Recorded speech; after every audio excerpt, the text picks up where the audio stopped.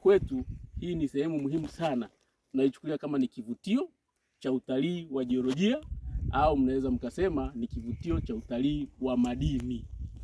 Na hiki ndicho kama Wizara ya Madini pia inasisitiza kwamba tunaposema kauli ya ile kwamba madini ni maisha na utajiri, ni kuhakikisha pia kwamba kunakuwa na mahusiano makubwa. Kwanza haya madini yaweze kureflect maisha ya wakazi au wa jamii inayozunguka maeneo husika.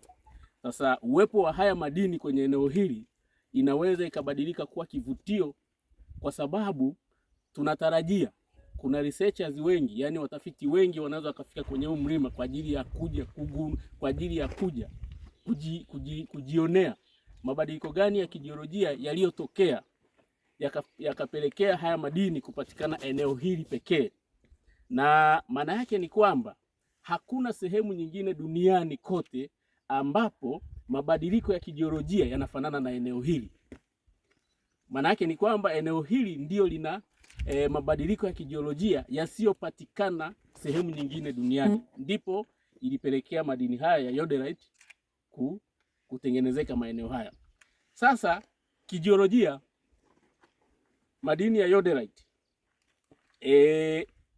sisi maana yake ni kwamba miamba ya wakati huo, wakati madini yanatengenezeka, lakini pia wakati huo pressure ya tunasema shinikizo la chini ya ardhi na joto lilipelekea kutengenezeka kwa hayo madini.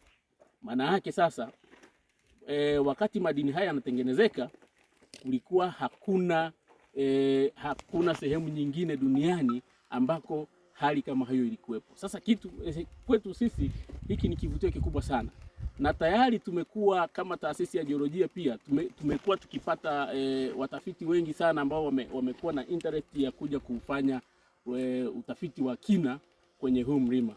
Lakini sio utafiti wa kina tu, hata utalii wa kutembelea huu mlima, kuangalia ni madini gani haya ambayo hayapatikani sehemu nyingine duniani isipokuwa ni kwenye huu mlima Mautia.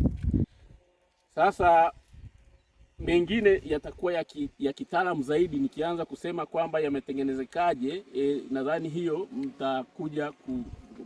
baadaye nitakuja kuwaeleza, lakini tuje kwenye umuhimu wa haya madini, matumizi yake kibiashara labda